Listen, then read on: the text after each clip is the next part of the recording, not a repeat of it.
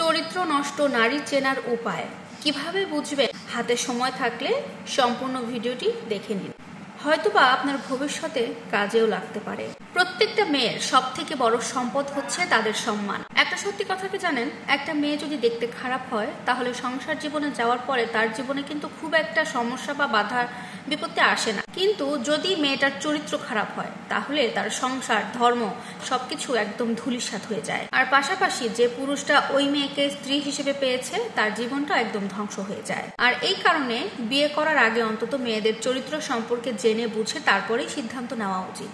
কিন্তু বাইরে থেকে একটা মেয়েকে কিভাবে বোঝা যাবে যে ওই মেয়েটার চরিত্র ভালো বা ওই মেয়েটার চরিত্র নষ্ট? আর এটার কারণে আপনাকে কিছু কথা মেনে চলতে হবে। নাম্বার 1, যে মেয়ে একাধিক পুরুষের সাথে আসক্ত থাকে। আপনি মানুন আর না মানুন, একটা মেয়ে যদি একাধিক পুরুষের সাথে নিজেকে জড়ায়, একাধিক পুরুষের সাথে সম্পর্ক করে, তাহলে ওই মেয়ের চরিত্র কখনো ভালো হতে পারে না। এই ধরনের মেয়েরা একজনের সাথে সময় কাটাবে, বন্ধুত্ব করবে, সম্পর্ক করবে, আর মনে মনে চিন্তা করে অন্য আরেকটা ছেলেকে বিয়ে করবে অথবা অন্য আরেকটা ছেলের সাথে নেক্সট টাইমের সম্পর্কে জড়াবে। এমন ধরনের মেয়েরা চরিত্রের দিক থেকে একদমই ভালো হয় না। বলতে গেলে বলা যায় এরা প্রকৃতপক্ষে একটা লোভী টাইপের মেয়ে হয়ে থাকে।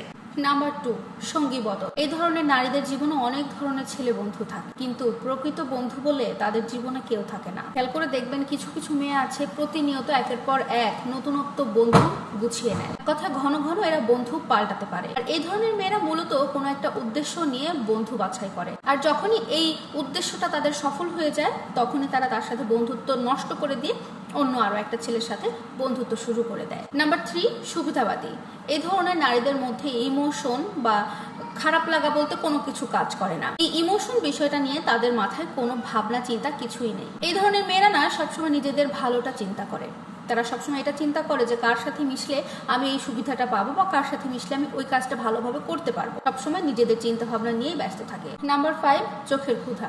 এই ছলনাময়ী নারী বা নষ্ট নারীর না চোখের কোনো লজ্জা থাকে না। এরা বলতে গেলে প্রকৃতপক্ষে নির্লজ্জ হয়ে থাকে। এই নারীগুলো না ছেলেদেরকে দেখলে এমন ভাবে তাকাবে যেন মনে হয় ওই মেয়েগুলো ওই ছেলেটার একবারে কলিজার ভেতরে কি কি আছে সবকিছু করতে পারছে একদম স্পষ্ট, এরকমটা ভাব করে। এই ধরনের মেয়েরা ছেলেদের জীবনসঙ্গী হিসেবে মোটেও ঠিক নয়। এই ধরনের মেয়েরা যখন তখন যে কারোর প্রেমে পড়ে যায়। নাম্বার 5, চাহিদা। এই চরিত্রহীন মেয়েগুলো, এই ছলনাময়ী মেয়েগুলো কখনো অল্প কোনো কিছুতে সম্পূর্ণ হয় না, তাদের সন্তুষ্ট আসে না, তাদের চাহিদা একটার পর একটা বাড়তে থাকে।